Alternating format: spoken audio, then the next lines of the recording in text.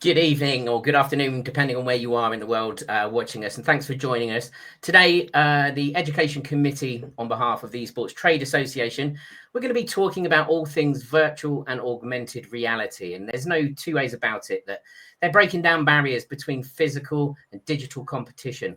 They're bridging the gap between the two. And I've got two people who know all about those sorts of things joining me on the panel this evening. We have Stuart Costers, the VTech UK Partnership Director, who deals specifically with VR tennis. And we've got Jim Sephton, the CEO of UK HADO. Thanks for joining us, gentlemen. I think this is going to be quite interesting because I've learnt a lot over the last, few years, I suppose. And it's also something of a focus of the Esports Trade Association. For those of you that received the last newsletter will know all about it.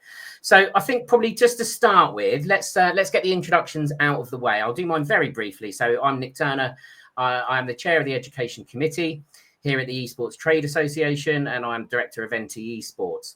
And we'll go straight to you, Stuart, if you'd like to introduce yourself and tell us a little bit about yourself.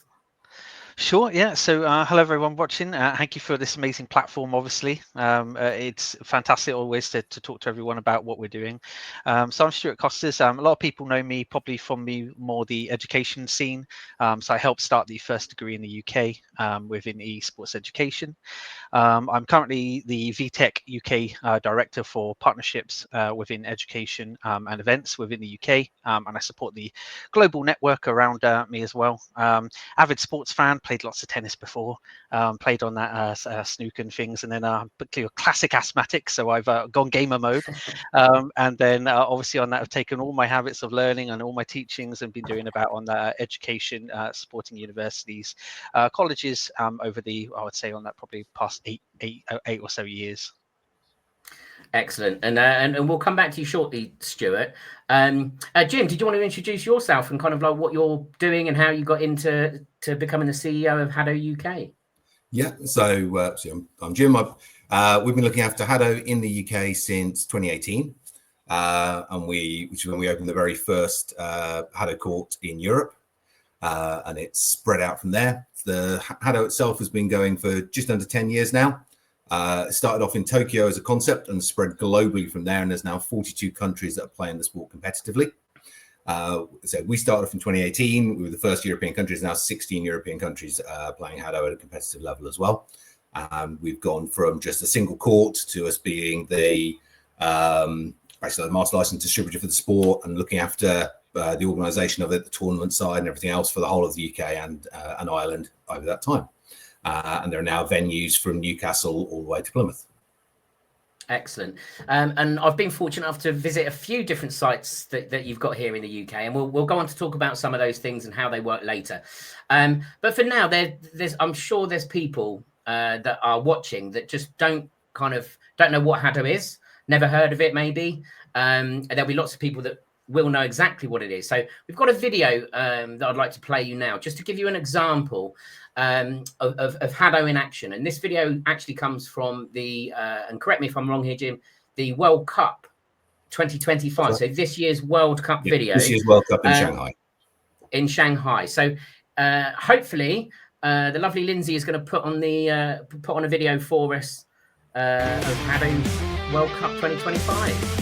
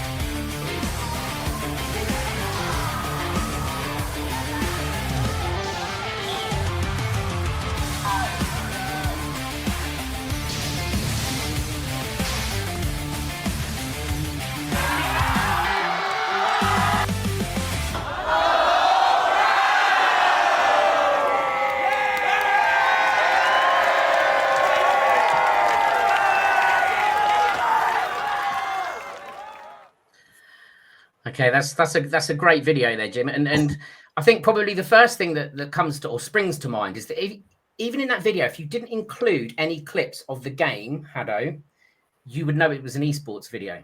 It's got everything about esports. It's definitely kind of like the esports thing, but you've got that physical element. So in your words, Jim, because you will do it much better than me, can you explain kind of like the concept of the game, how that works? Because we've seen how it looks, but if you could just kind of like run through and explain it all, that would be great. Yeah. And also just give a little bit more context on that video. The HADO, the World Cup was across 3 days. There were 30,000 live attendees at the World Cup event. And I believe it was between Chinese state TV and YouTube, around 10 million viewers. So it's getting quite a good audience. So HADO, in terms of how it works, what it is, HADO uses augmented reality. So it's therefore putting graphics into the real world with you. So as a player, you're still completely connected to your environment, the world around you. So there's none of the confidence issues that comes where you're potentially seeing a virtual environment. You're not entirely sure where everything is, especially if you've got where it's a team-based sport and you're having to keep track of your teammates as they're moving around you. They're moving very, very quickly, especially that top competitive end. So the headsets we're using have got big cutouts on them, so you're maintaining natural peripheral vision to the sides, natural horizon to the ground, and we're just adding a forward overlay onto the world where you're seeing the game elements. So the blast of energy, which is why the sport's called HADO, because that's the Japanese word for energy blast. For anyone who's played Street Fighter, it's from the Hadouken of Street Fighter, and Hadouken is Energy Blast Power Fist. But as we shortened it down to HADO. And that's what you're throwing across the pitch at each other. Now, one of the big bits about HADO is that blast of energy you're throwing, although you're activating it and controlling where it goes, it does not matter how much force you activate it with, it only goes at the speed it's programmed to, which means within the sport, every player has the same physical strength. And what you're aiming at isn't the player, it's a target that moves in the air in front of them. It's a 2-foot diameter disc and it moves with their head. So they turn the head, it turns with them, they go high and low, it goes with them. But that target is a 2-foot diameter disc no matter who you are. So every player is now the same size. So just as in a standard esport where your size and strength have zero bearing on your ability to play, HADO is a physical sport with standardized size and strength. So you've got that esports level playing field, but maintaining all the physicality, the fitness, the teamwork of a classic physical sport. And that's how it interworks between the two. Obviously, you're firing those blasts of energy and they go actually where you look rather than where your hand points. So you're both dodging and aiming with your head. Aim is to hit the target, destroy it, wipe the target out. The player you've hit is out of game for 3 seconds and your team earns 1 point. After 3 seconds, they're back in play and going again. Match is 80 seconds long. Most points scored at 80 seconds wins the match. So the I was going to say that's a great comment from John there, and I'd like can we claim that, Jim? So basically, you take the target out. Most points scored in the 80 seconds wins the match. If it ends in a tie, it goes to overtime. So there's always a winner in the game. At the top competitive end, when you're playing, you get 4 game stats, and those control how fast the shot travels, how big the shot is, how often you can fire, and how many defensive shields you can create to protect your team. But you can't be good at everything. So you have points you distribute between those abilities, and they can. So you could be basically, in gaming terms, a DPS player or an attack player. So someone who's got very fast, large shots that are designed to earn points for your teams. You could be a crowd control player, what we call technician. So someone who fires a lot of shots, looking to control the game field, get rid of defensive shields, try and drive your opponents together so they're easy to hit for your scoring player. Or a tank or defense player who's putting up heavy duty shields to create safe firing areas for their assassins, their DPS players to shoot from to earn those points. And so there's lots and lots of layers to how you structure and build the teams, the tactics and strategies behind that, as well as where you play on the pitch. But because HADO is a digital sport as well as physical, so obviously it's a big part of what we're talking about today, anything you can do in a computer game, you can do now in HADO. So we can, in the same way when you start playing a computer game, you don't have every button and every ability from the get-go. You're always taken through a tutorial stage and you build up. Well, we can effectively do that within HADO. So we can simplify elements. We can tell it to automate different features. We can simplify aspects. We can take them out. So you're still fundamentally playing the same sport in terms of your basic movements, But if it's you're working with a group who are maybe at a show or an event where they're only going to have a very brief time to get their heads around it, you don't have to go into full depth. If you're working with younger populations, we do a lot of stuff with SEND groups and colleges as well. We can make the experience appropriate to the group that we're working with, and that's a big benefit of working on the digital side of it. We can also put in digital opponents and make them the right skill level for our players. And as we've also been doing recently on some of our big international schools championships, we can link courts together, and therefore we can have our teams in the UK, and in a single day they play Korea in the morning, Greece at lunchtime, and the USA in the afternoon. So they looped the planet in a day without anybody having to get on a plane to do it. So that's, in a nutshell, what HADO's lettings do. Lots of boundaries to break through, lots of being able to personalize the experience and give accessibility to as many people as possible with this brilliant level playing field, all based around what is effectively superhero dodgeball. I think that's a really good description, Jim. And if you're listening and thinking, wow, that was a lot to take in, I'd like to sort of talk about my personal experience with HADO. And there's a couple of things that you mentioned there, Jim. The first one was the glasses that are used to give you that kind of augmented reality whereby you can still keep a gist of the real world outside you, which for me, and I'm sure many others, is really important, because I kind of there's some elements with VR, especially fast moving VR, that I really struggle with. Like I just struggle with it, and I know that's a me thing. Whereas with the HADO, it's not like that at all. So that was the first thing. And the second thing was, yes, there was a lot to take in, but Jim actually came down with his team to Queen Mary's College in Basingstoke, where I was head of esports there a few years back, and they set up a court just in the sports hall. It was all ready by the time the students came in at 9. And what I saw from watching my students was that ability for them to quickly learn, adapt, work it out, and then actually become quite good and quite competitive about it. When they started out, they all pretty much just stood still and went, and then they worked out that wasn't really working. So then they start moving, and before you know it, everybody's moving and they're all jumping around, and that they became quite good fairly quickly. And I remember sort of like the key kind of like comment at the end was, I wish I'd worn shorts and a t-shirt, because they were all playing in their normal student gear of jeans and, jackets and whatever that they play. Yep. And they were physically sweating quite a lot. And I think that was an eye-opener for me, seeing my students, not seeing an exhibition or the professionals, but just seeing people that had never played it before, never experienced, in the space of a few hours, went from, oh, this is, we'll give this a bash, to this is really cool. I really want to do this. Can we, and in the end, Jim, it's like, no, we do have to go because we've got a long drive back, because the students would have stayed and played all day. Do you think, Stuart, kind of like, obviously you travel around the country quite a lot in your role with VR tennis. What sort of experiences are you witnessing with those students? But maybe to start with, you just want to talk about kind of like the VTech system, what it does and how that works? Yeah, sure. So, and amazing to hear what Jim said about HADO. That's super interesting. I'm very eager to have a go now myself. So, and I'm sure I definitely will. VTech comes in two sides on that. So we're partnered with the amazing group that makes esports tennis, and a fantastic guy called Gregory Gettinger was the kind of the creator around that. And that's kind of the level of the publisher on that of the game. So that's kind of where then VTech come in after. So I guess that's where now I explain this. We've got the empowerment of the game. So then you've got VTech, and this is more of a STEM learning platform that utilizes the empowerment of the game alongside the educational kind of curricula that it develops.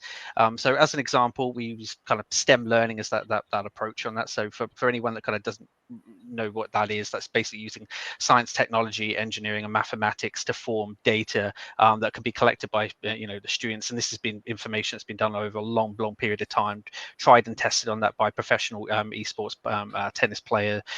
Also on that has been worked on again by in the metaverse, and the metaverse on that is very clever, that when we outline when you're inside the game or playing esports tennis, it maps out the environment for you so you're safe. So it kind of creates boundaries on that you don't cross, and you don't obviously whack anyone along the side. But it also on that allows on that in the game for you to be completely static, semi-static, or completely mobile. So we've actually debuted this particular educational platform and the game at the Australian Open as an example, where we've had people in wheelchair on that use it. We've had different prosthetic limbs on that use it as well, which is fantastic because we don't want to take away those opportunities if we can. But some games on it, it's all different platforms. And then this in particular, however, with the VTech program, has a kind of a curriculum of learning that supports a learner's growth along the path. So instead of kind of just throwing them into a game, then we're kind of giving them a grassroots to kind of pro level understanding how far that kind of goes.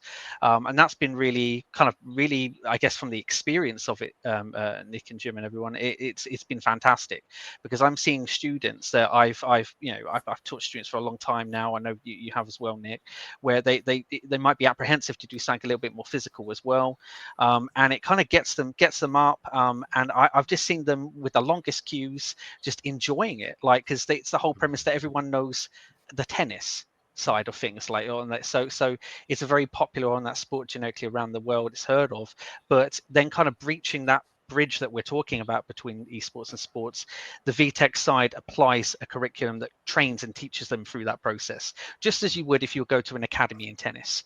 So it really kind of opens the opportunity, and it's right in your room, which is really empowerment to obviously things like I've been having chats with leisure centres, I've been having chats with healthcare, educational sites from schools and that to colleges to universities, now youth clubs, a fantastic experience of where everyone's feeling very now empowered to go and give something, go give something physical a go, and get them again into that kind of bridge between something they maybe were familiar with when they were a kid, younger, or maybe on that something they play more seriously now, and put them into that virtual environment and play foot with someone from overseas. And I like Jim said, like, we operate in different countries on that. We've got USA, Australia, UK, Hong Kong. We give them a chance to play with someone from the other country playing tennis, and that's been a really cool effect. So when we were doing that, that's something where I'm also seeing this final part, I guess, where a student suddenly is in that line with someone else and they're playing, but then the STEM program, it encourages them to also coach along the side of them. So you're suddenly hearing these kids naturally talk about hit the shot to there, or serve it on that with topspin, or do slice into the front of the net, and it teaches them those strategies as you go along, including with the gameplay that we all kind of know that leads to a juice advantage, etc., to win the match. And I think Stuart, one of the things that impressed me when we've had sort of like previous discussions and researching into this discussion, is that program of coaching. It definitely struck me in that when we started talking about VR tennis, I was just thinking, kind of like almost like Wii, playing on the Wii, and that sort of a thing. And then when we got further into the discussion, then I've looked through that program, and it's extensive. There's 10 levels, 12 or 14 parts to each, with parts within that. And that's an amazing kind of like opportunity for people, not to just have fun, but to learn those skills. And there's something else as well I wanted to talk about, which I'll come back after. But I think to start with, as we've had the HADO video, let's have a quick look at some VTech VR tennis in action with this video that Lindsay's going to pop up for us.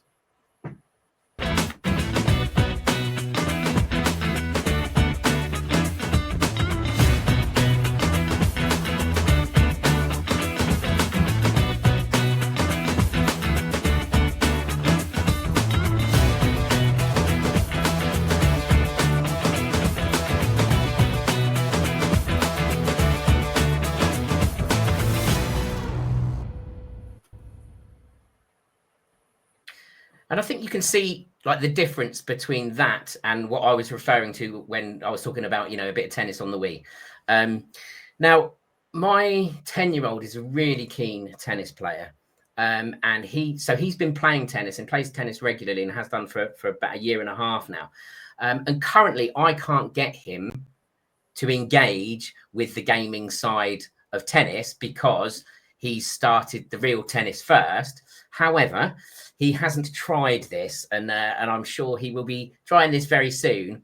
You know, and I have a feeling that he'll get quite into it, because I did get him to play badminton, and he did enjoy the badminton.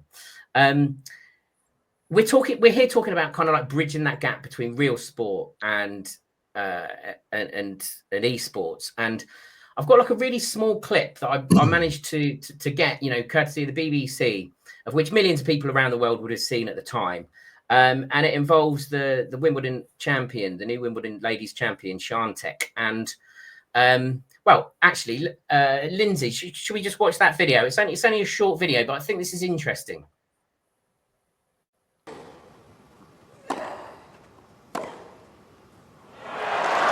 Against the match, Swiatek. Two sets to love, 6-love, 6-love. Iga conquers the grass and becomes a Wimbledon champion. Now, the start of that clip, or earlier on in the game, my jaw dropped, because her first engagement with tennis was through a computer game. That's where it all started for her, and she's won the one of the major Grand Slams, if not the major Grand Slam in tennis. But it all started out from playing a computer game, and for me, that was a real kind of like tester and a real moment of, this is, you know, we've talked about Gran Turismo and kind of like in that film and all of those other areas, but you know, I was watching it live, and the commentator said started out playing on a computer game. You know, my thoughts instantly went to VR.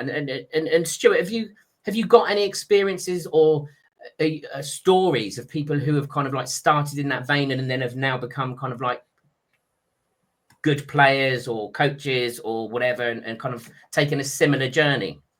Sure. I mean, I think on that, it's probably best on it to quote one of the people that actually helped start the VTech program and work within the both sides of the esports tennis as well, because I think that is exactly what you're saying there, and then how that's going to translate obviously on that to so many fantastic on that young individuals for, you know, to older ages like myself and that, and us playing this game on that. So when VTech started, it was formed on that from a guy called John Varney, but they also an athlete called Alexandra Nancaro, and she is a internationally recognized competitor, now retired, inside tennis. So she was ranked within the international scene, and she has gone from the sports side and turned that into the game side and had that transition because she saw the opportunity, as on that of I did when I first got involved in this and relentlessly tested to make sure it's exactly what I thought it was, because there was a fantastic comment from John Sami in there about obviously the difference between the Wii and how on that the physics work inside, and that's that development. So I think initially, to be honest, on the Alexandra herself is a great example, really, Nick, of someone that has transitioned from the sports side to the gaming on that to utilize and bring that to life and bridge that gap as we're kind of talking about. And then from athletes on that I have seen some fantastic on that work around with some big championship on that in Vegas that's coming up on that in this September. There are athletes playing that one that is definitely taking their love for on that sports and games and combine that into this atmosphere as well, which is fantastic. And I'd love to obviously see on that more and more for as we grow, and looking at, you know, the incredible event from the HADO side as well, Jim. Like, so I can see on that all the similarities coming, but from the students as well, I'm automatically seeing it every time we do a demo. At a university, a college, a youth group, a school, you can automatically see that passion and want and growth. I've had directors that couldn't put it down, because on that they were so interested to see the impact that it could have, a good impact on a student and their progression and their kind of entry into bridging their gap between both esports and games. So I think it's quite an immediate effect. Obviously on that there's always potential on that there's going to be gaps and different experiences, 100%. But the experience that I'm seeing consistently is high engagement, really on that kind of good new nature of bringing something that maybe wasn't at the table before, that is now being presented. And I definitely saw that within both now the esports tennis, VTech bringing that curriculum to support that entry from growth, but also from the HADO scene as well. It's bringing that new environment. So I think that's very much what I'm seeing day to day as I travel the country and work across the world. It's that one unified thing that's bringing everyone together. It's that suddenly amazing moment where you can transition for, I guess, your living room or that other environment that you've kind of taken yourself into, and going, I'm familiar with that and I can swing that, and let's play together and enjoy it and grow. So yeah, that's kind of my experience. It's very blessed. Yeah, no, I think you just touched on access, which is something I'm going to come back on. But first, I just wanted to reply to John's comment. You are 100% correct that it's not Wii tennis. And actually, I was talking about it was Nintendo Switch that my son was playing tennis on, and not Wii. But I appreciate that level of development with VR tennis is completely different and a whole another level. So in terms of access, so this is something I wanted to talk to both of you about, really. I'll start with you because there's slightly different elements of access. I'll start with you, Jim.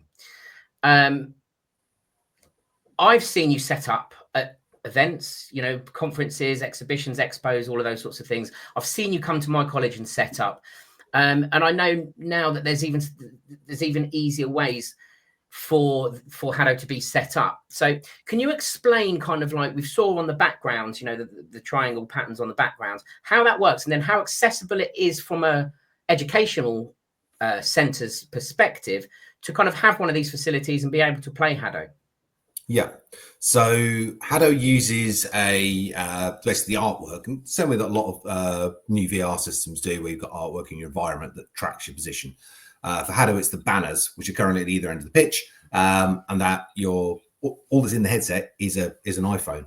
There's nothing clever about the hardware that we use, and the camera that's in there basically locks onto that patterning on the banner, and that allows it to match the digital court and the physical court together, so it basically knows where to put the graphics, so that everything's appearing correctly, and then it tracks you during play between a mix of that artwork and the accelerometers in the phone to make sure everything's in the correct location as you're moving around the court. The banners over the time that we've been working with HADO have been getting smaller and smaller as they've been able to get that tracking cleaner, and we've got a whole new set of developments that are coming out this year, which will include it's only like a 30 centimeter high banner that sits at the center line of the court, which will mean setting up a court is literally a few minutes. It takes us about 40 minutes at the moment to build everything, but that'll be dropping down to maybe slightly 5-10 minutes, including turning the tech on and everything else. So that's going much faster and quicker. And we're now looking as well for outdoor events, which have always been slightly problematic because you've got to build banners and everything else, and the wind is never overly helpful with things like that because it sort of blows my nose up for you. Externally, we should be moving on to be able to GPS mark courts. So we won't need a banner system at all. Because fundamentally, all the system is there for is to make sure that the graphics are in the correct location relevant to the players and how they're moving about the court. So we're looking at lots of different ways to mark and include that. The hardware elements of what we're doing, you said, it's iPhones and a laptop. There's nothing smart or clever or unique about the hardware, which makes it very accessible, easy to maintain, expand upon, repair, and so on. And a lot of cases, most locations have got the majority of what you need anyway available to them. And as of the World Cup this year, we now have a complete non-commercial version of the HADO license, which is for schools, colleges, universities, charities. We've already started installing those in the UK, which, given that they've only existed for about a month or so, is not bad that they're already going in. And they're basically designed to create a huge amount of access for a grassroots level for people who want to get involved in the sport but aren't looking to run it as a commercial business. They just want students to have access to the sport and be able to play and enjoy it. And I think one of the most impressive things from our discussions that we've had over the last few weeks, was the progression, the improvements, all of the things that have happened since I first saw it, 5-6 years ago, and all to meet the kind of the needs of the educational market. Because, for example, I was recently at a launch of a football club here in the UK for their community trust. And I was in there for other stuff because we had an esports arena that we'd put in there, and they had a full-size HADO court with all set up permanently. Now, for a lot of schools and colleges, they just don't have the space to give that permanent setup to. Some are lucky enough, but most aren't. And all of the kind of like the innovations that you've brought in over the last 5 years means that is accessible. They can use the space for lunch, and then they can just move all the chairs and the tables to the side, set up the court, and use it for the court in the afternoon. It'll now take no longer than any other sport. If you were setting up goals for football or getting a net set up for badminton or anything else, it's in that time frame, if not quicker. Now in terms of how the setup's moving ahead. Yeah, and I think one of the other things that you raised a really good point at, and again, this will apply to you, Stuart, was by the time if you've got football or cricket or rugby or American football or baseball or whatever, where you're taking a collegiate team, an educational team to an away venue, and you've got to hire the minibus or book the minibus, pay for the petrol, all of those things, pay for the staff, the number of staff that are required, etc. That's kind of almost the equivalent to the cost of a whole month of being able to play VR tennis and HADO whenever you like. And it's kind of like it's changing that perspective, and changing kind of people's views and getting them to see it. I think seeing is believing, because I remember the principal came in when we were demonstrating it at our college, and even he was like, took a step back because he couldn't believe like the physical exercise that these students were having, and not even being dressed suitable for it. And I think he commented they should be in their PE kits, really. So I said about access with you, Stuart. In the UK, especially with educational centres, more and more tennis courts are being lost to schools, colleges, universities, for use for other things, being sold, etc., etc.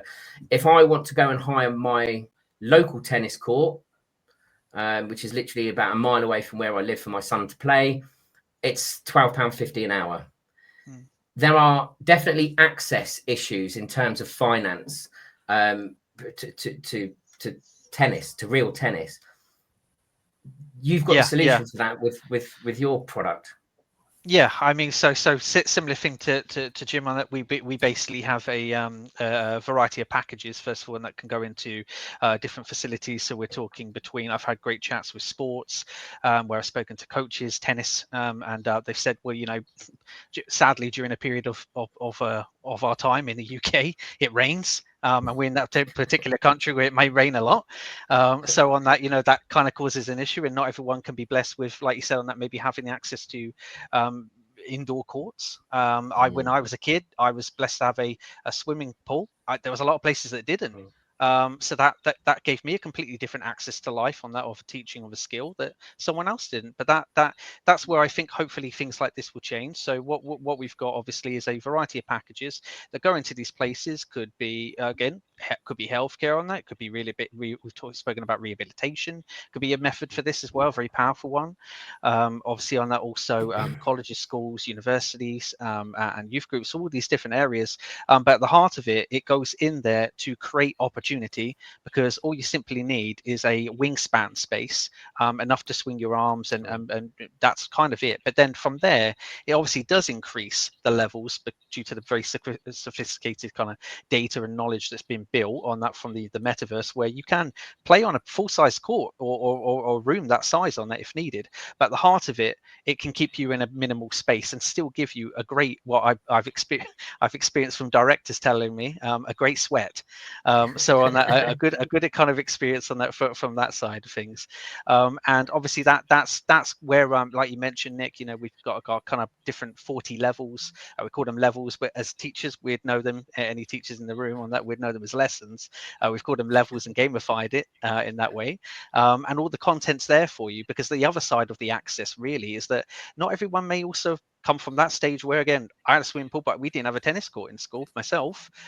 So same thing. Not everyone plays tennis, but you don't need that. This is kind of all the information, all the lesson plans have been built inside of it to give that opportunity. We're empowered then by the game that applies that learning, that progression, to give you the opportunity for these students to experience something equal across the board, that everyone that can have a go and compete across with each other. And that's why we actually, as soon as you kind of enter with us, we also give one other level of access, I guess, and that sometimes always isn't given, is that we work with a partner called VRML, who runs the international tournaments. So this one, that could be school kids on that, this could be college, university, different levels that can automatically, as soon as you get the program, compete internationally against each other as you will on that nationally. The only other thing on that is this is I've worked a lot with stability. This is a commercial license, so you can actually utilize this license for your gain as well. As an example, a coach, lots of coaches have been saying to me, again, that example, there's a period of time in which they could use this and empower those learners. And like you said, Nick, you've got a son that's interested in tennis. They could use that in that period when they might not always be able to coach. So that's a kind of another example to access. And I think both of you have made it very clear, kind of like that, the different levels, the different access. I love with HADO the fact that it doesn't matter how hard you throw it, it goes at the same speed as somebody who doesn't throw it as hard. So there's no physical kind of disadvantage to people, which is great. I suppose the next question, which should be relatively straightforward for both of you to answer, would be age limits, age restrictions. As with most games or nearly all games, especially within an educational space, there are keen issues surrounding age and usability and safety, I suppose. That doesn't really apply with these two products, but what's the recommended kind of like earliest start? Because obviously they can carry on playing it for however they long, but in terms of like your entry point for age. Well, for us, for HADO, we start sort of introductory events age 6. Club sessions, things like that, tend to start for regular training and coaching starts there about age 10. International competitive play starts from age 14. In fact, the player that won the MVP of the World Cup was one of the England team players, and he just turned 14. The whole thing about which we had with the size and strength standardization, although there's still all the agility, there's a huge fitness level involved with it, but that size and strength standardization means we do not have categories for age or gender, because once everyone's the same size and strength, age and gender have basically been rendered meaningless. It's now about agility, reflexes, tactics, strategy, and that's linked to you as an individual, how much you've trained, how much work you've put in, and you can't just win by being bigger and stronger. So an adult doesn't have an advantage over a junior, a male doesn't have an advantage over a female. There's no variations or differences. You're just a player, and that is all that matters. Excellent. And what about yourself, Stuart? Similar thing on that, really, from the sense of the age on that. Our STEM learning program applies to also the gameplay. So on that, from young age on that, kind of maybe a little bit older generically, or maybe more towards maybe 8 on that, but 6 on that is definitely viable. But as you kind of go up, again, it's versing on that on different levels. But you kind of juniors on that, and then you kind of got the senior levels, etc. But we also then kind of apply other learning. So like, because ours is then about kind of learning the precise skills to hit a shot to the back of the court in that way, and then attack on that from the net in different perspectives. Obviously that does then apply the different method on that, like Jim's method, and that is very, very cool on that, because obviously it doesn't apply any of those strengths, etc., on that are going against on that. Obviously this one on that has that effect because it's the actual tennis experience, but that in that sense, that's why we also do other kind of methods on that, where it's like who can get into that and who can get to a shot at the back of the court in that exact position. And it's that whole training from what you would have from a young age and going through an academy and school on that, learning to see where you're playing, like junior school, senior school, etc., learning those advanced skills as you kind of go up to that point on that, where then you could compete in those leagues together. But we kind of implement it also with our arcade mode. So whoever kind of gets the high scores in different methods and represents the country from different stages, and that's kind of where we're heading up to towards, hopefully, on that the Olympic level. Okay, excellent. And we've kind of Well, we're almost running out of time, but we've still got a little bit of time. And we've talked about where we've got to right now. So from two people who are working in the field specifically, where do you think where are we going next with augmented reality and virtual reality? Because I've seen so much development over the last 5 years. What is that next step, or what are those next steps likely to look like, even if they don't exist yet? I appreciate that might be a completely impossible stroke tricky question to answer, but I'm going to ask it anyway. I'll start with you, Jim. What do you think from your perspective? Well, the thing that we're seeing, where we're looking at, everything's driven by two things. One, what are people interested in? What do they look for? Where are we getting the positive responses? And two, what can we do that reduces friction in terms of people's interaction, both with the sport, each other, and anything else? So if it reduces friction, makes it easier, that's always going to be a positive. Things are going to drive that way.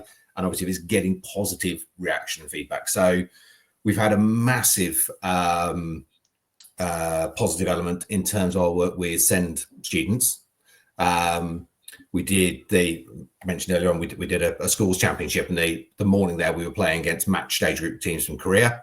And from the Korean side of it, they loved it to the extent that they had it's the first time we'd done that program with them. They had the mayor of Hanam, which is the city they were in, who opened it all. They ran the tournaments. They then had the director of sports for the city there at the end, who couldn't believe that he just watched a full sports tournament where he'd seen primary, basically junior high school and senior high school students, and then SEND students all competing on a level playing field in a physical sport as peers. And it absolutely blew him away. And we're now looking at a full sort of sports and cultural partnership between Hanam and where we ran that from in Coventry. So between the two cities, the mayors now talking to each other and all sorts of things. I think we've got the Korean national team are coming over for a tour, because it's created this incredible link between people and this ability for people to be on this level playing field. And that's where we see the real growth. So we know there's a lot of work being done by the programmers in Japan and China who create the base code for HADO to look at improving that experience, to allow, because we work on mobile phones, using the advantage of that to basically allow players in different countries whilst they're playing each other to talk to each other through the phones. So you could walk up to the center line to an AR avatar of your opponent, effectively shake their hand, have a chat, wish them a good game, step back and play a match. But they're on the other side of the planet while you're doing it. And also in the physical world from your perspective right in front of you. So that sort of connectivity is definitely going to be a huge part of what we've got going forward. And also we see quite a lot of what we do moving into cloud for the main server element of it, because again, using mobile phones, we've got a 5G SIM in the phone, then actually especially with the ability we're going to have in the future to GPS mark courts, we could just go to a park, mark out a court, drop a couple of headsets on and play. And you wouldn't need anything else, because you just use the 5G signal to link up to where you've got the server on cloud. And it's just something you can do anywhere at any time. And so lots of stuff with removing friction, lots of stuff with increasing connectivity, and this sort of level playing field aspect. And for us, that's where everything's going, making it simpler, making it smaller, making it easier to access, and giving more and more capacity for people around the world to integrate with each other and talk to each other and play sports with each other. Excellent. That's really interesting. And sorry, Stuart, you've got to follow that one. I love it. This is why I was so interested in this chat, because it's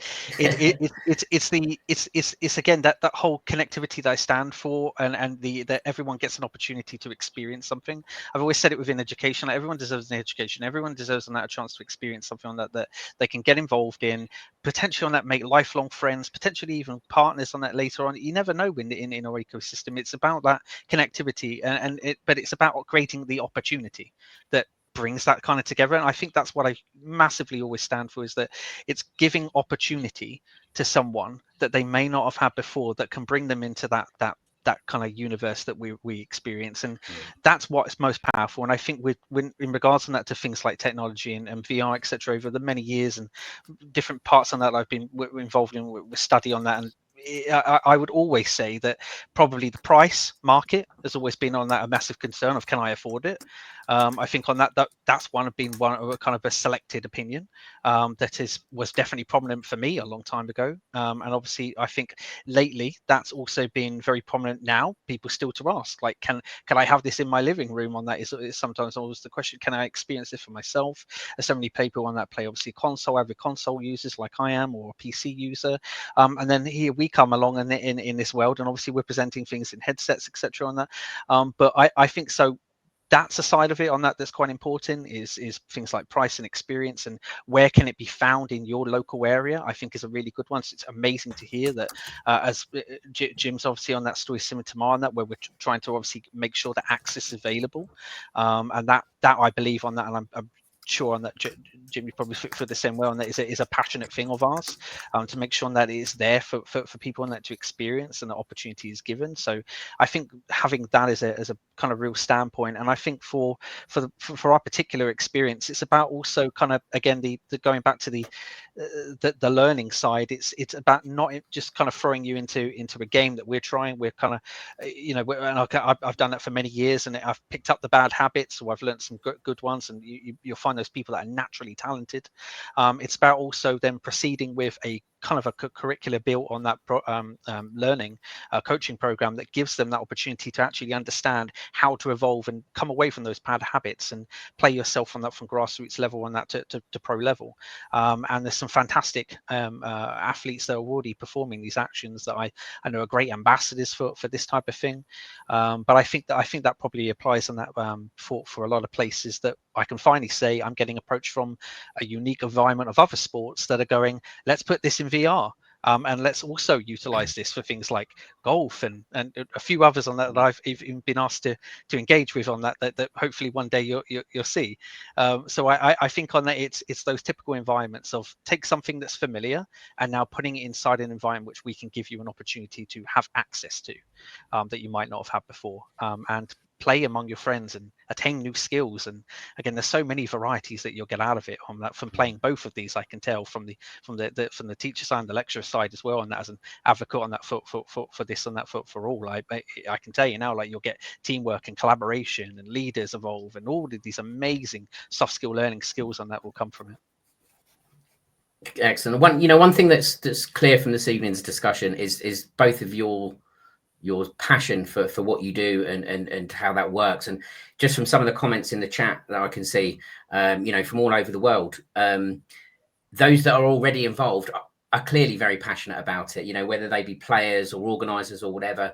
I think it drags you in. And I think if you experience them yourself, it's always the best way. So if you're able to get along to events, expos, all of those sorts of things where, Jim and Stuart are often at, and I'm sure it's the same across other places in other countries in the world. Go and have a look, take a look, see what it's like. You can watch it from the sidelines, you can watch it on the screen, you can watch them in reality, and then you can pop some headsets on, and off you go and have a go yourself. And I think kind of a lot of people will be surprised at that, how far we've come in terms of bridging the gap between esports and traditional sports in the UK and around the world.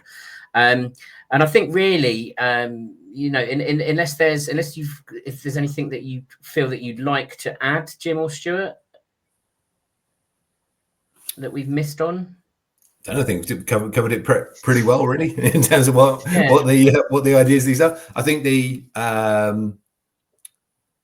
bit that is interesting is that everyone who's dealing with the technology here, and in Japan they actually refer to these as techno sports, because they're not physical sports and they're not esports exactly. They're in this middle ground between the two that they've dubbed as techno sports.